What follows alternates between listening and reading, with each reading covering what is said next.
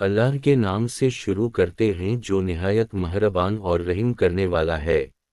नाज़रीन कराम, आज हम आपको एक ऐसी दर्दनाक और आंखें नम कर देने वाली कहानी सुनाने जा रहे हैं जो सिर्फ एक वाक़या नहीं बल्कि क़यामत तक आने वाली इंसानियत के लिए एक बहुत बड़ा सबक है।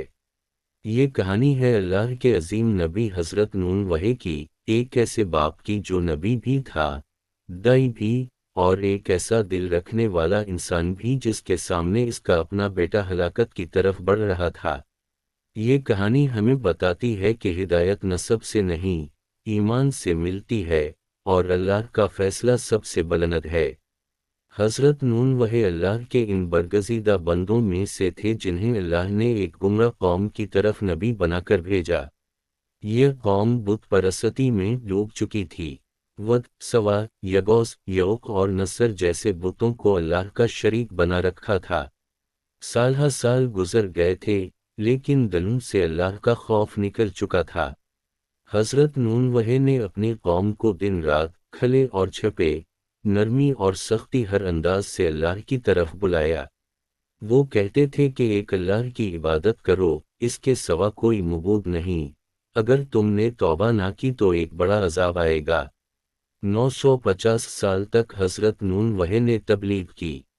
सोचे तकरीबन 1000 साल, लेकिन ईमान लाने वालों की तादाद उंगलियों पर गिनी जा सकती थी। कौम के सरदार मजाक कराते, कहते ये तो एक आम इंसान है, अगर नबी होता तो कोई फरिश्ता आता। वो हज़रत नूह वह को धमकियां देते, तने देते, और कहते कि अगर सच्चा है तो अजाब ले आ। हज़रत नूह वह का दिल अपनी कौम के लिए नरम था, लेकिन जब हद से ज़्यादा सरकशी बढ़ गई और अल्लाह का हुक्म आ गया, तो हज़रत नूह वह ने दुआ की कि ए मेरे रब, ज़मीन पर काफिरों में से किसी को बाकी न छोड़, क्योंकि ये तेरे बंदों को गुमराह करेंगे। ये दुआ किसी दुश्मनी में नहीं थी, बल्कि इसलिए थी कि ये लोग उस सलाह के काबिल नहीं रहे थे। अल्लाह ताला ने हज़रत नूह वह को हुक्म दिया कि एक बड़ी किश्ती बनाओ, हमारी निगरानी में और हमारे हुक्म के मुताबिक। हज़रत नूह वह ने किश्ती बनाना शुरू की। खुशक ज़मीन पर किश्ती बुनती देखकर कौम हंसती, मजाक कराती, लेकिन हज़रत नूह वह खामोशी से अल्लाह के हुक्म पर अमल करते रहे। वक्त आता गया, यहाँ तक कि वो लम्हा भी आ पहुंचा जब अल्लाह का वदा पूरा होना था। आसमान से बारिश बरसने लगी, ज़मीन से पानी उबलने लगा। ऐसा लगता था जैसे आसमान और ज़मीन दोनों मिलकर एक फैसला सुना रहे हों। हज़रत नूह वह को हुक्म हुआ कि हर जानवर का एक जोड़ा, और वो लोग जो ईमान ला चुके हैं, सबको किश्ती में सवार कर लो। यहाँ एक ऐसा मंजर सामने आता है जिसे सुनकर दिल कांप उठता है। हज़रत नूह वह का अपना बेटा, जो इनके घर में पला बढ़ा, जो नबी का बेटा था, वो ईमान नहीं लाया था। कुरान में इसका नाम सराहत से नहीं आया, लेकिन इसकी नाफरमानी क़यामत तक याद रखी गई। जब पानी बढ़ने लगा और मौजें पहाड़ों जैसी होने लगीं, हज़रत नूह वह ने अपने बेटे को देखा जो अलग थलग खड़ा था। एक बाप का दिल पुकार उठा। हज़रत नूह वह ने बुलंद आवाज़ में कहा, ए मेरे बेटे, हमारे साथ किश्ती में सवार हो जा, और काफिरों के साथ न रह। ये कोई नबी की तबलीग नहीं थी, ये एक बाप की आखिरी फरियाद थी।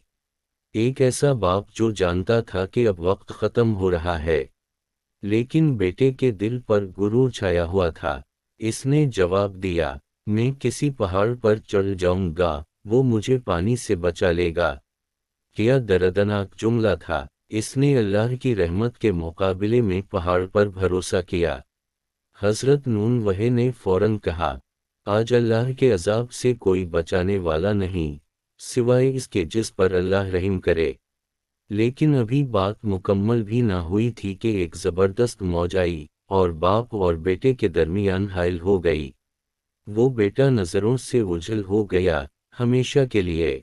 एक नबी, एक बाप अपनी आंखों के सामने अपने बेटे को डूबता देख रहा था, और कुछ नहीं कर सकता था। तूफान ख़त्म हुआ, ज़मीन को हुक्म हुआ कि अपना पानी निगल ले, आसमान को हुक्म हुआ कि रुक जा। किश्ती जल्दी पहाड़ पर ठहर गई। حضرت نون وحی کا دل غم سے بوجھل تھا۔ انہوں نے اللہ سے عرض کی، اے میرے رب، میرا بیٹا تو میرے اہل میں سے تھا اور تیرا وعدہ سچا ہے۔ یہاں اللہ تعالیٰ نے وہ فیصلہ سنایا جو قیامت تک کے لیے ایک اصول بن گیا۔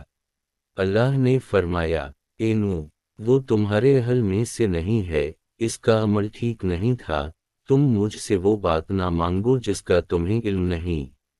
یہ الفاظ کسی تلوار سے کم نہیں تھے، لیکن اس میں پوری انسانیت کے لیے پیغام تھا۔ اللہ کے نزدیک رشتہ خون کا نہیں، ایمان کا ہے۔